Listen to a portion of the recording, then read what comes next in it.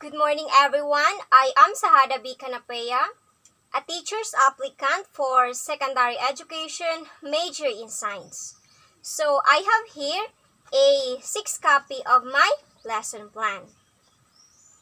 Okay, so let's proceed to my demonstration. Everybody stand for a prayer. Let's put ourselves in the presence of Allah, the most gracious, the most merciful. Amen. Is everybody present? Very good. So how are you today? It's good to hear that.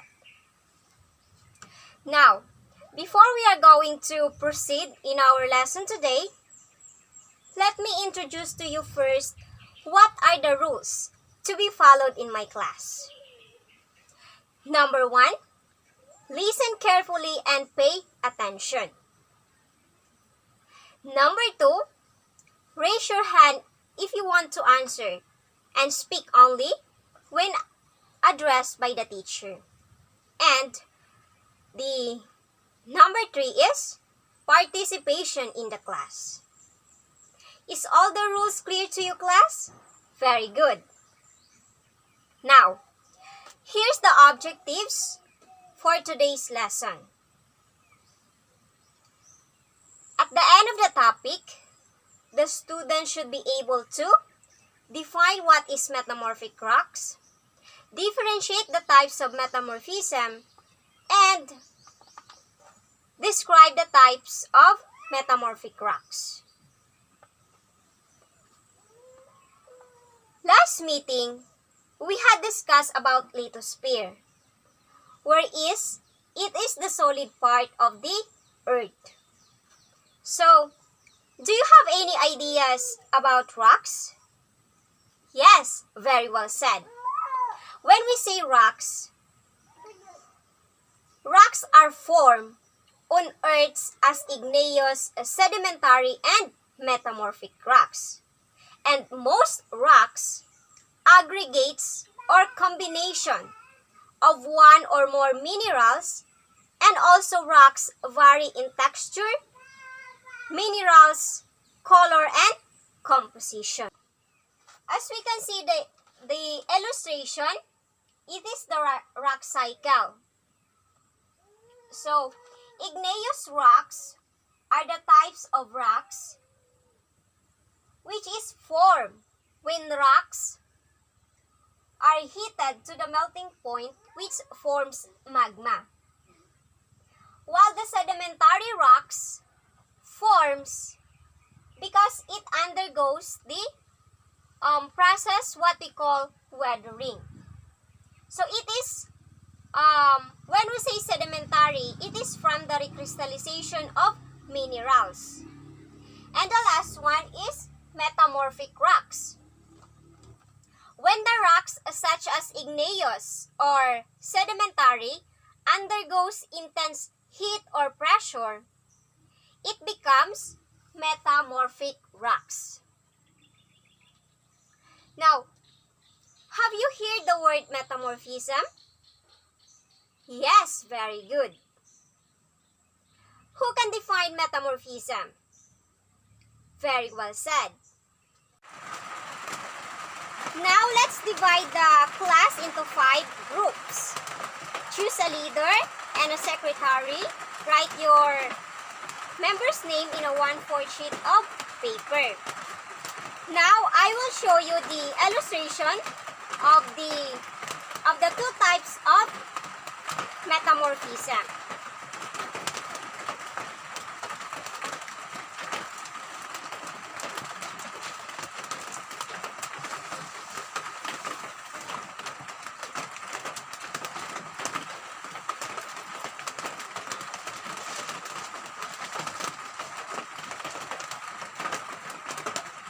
So, these are the 2 types of metamorphism.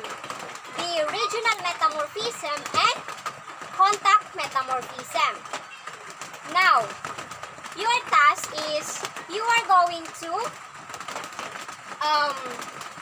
explain, based on the illustration, explain, differentiate, and summarize of how they occur.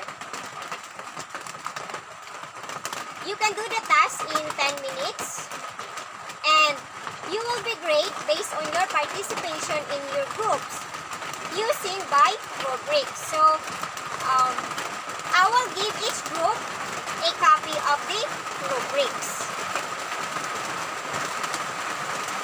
Any question before we proceed?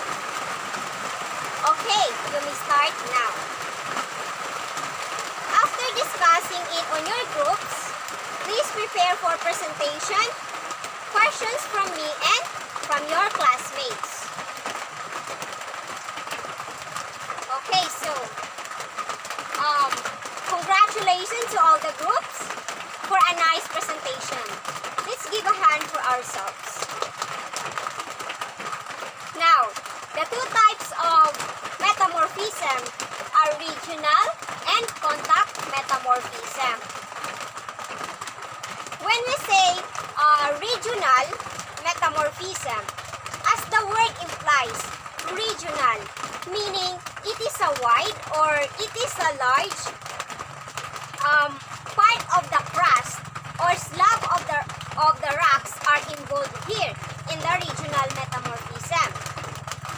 And it occurs when large areas of rock are under intense heat and pressure. As we see in the illustration, it is caused by the convergence of the plates. The two plates or the two arrows here coming together, and when they collide, there's gonna be a lot of pressure put on these rocks.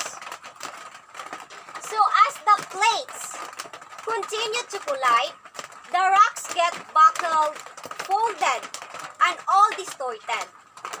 So the pressure from that impact is enough to make those rocks becomes metamorphic rocks. So again, here in regional metamorphism, there is a huge amount of pressure on here.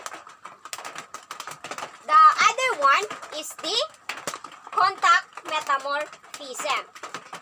So, here in contact metamorphism, we're talking about the lava or magma.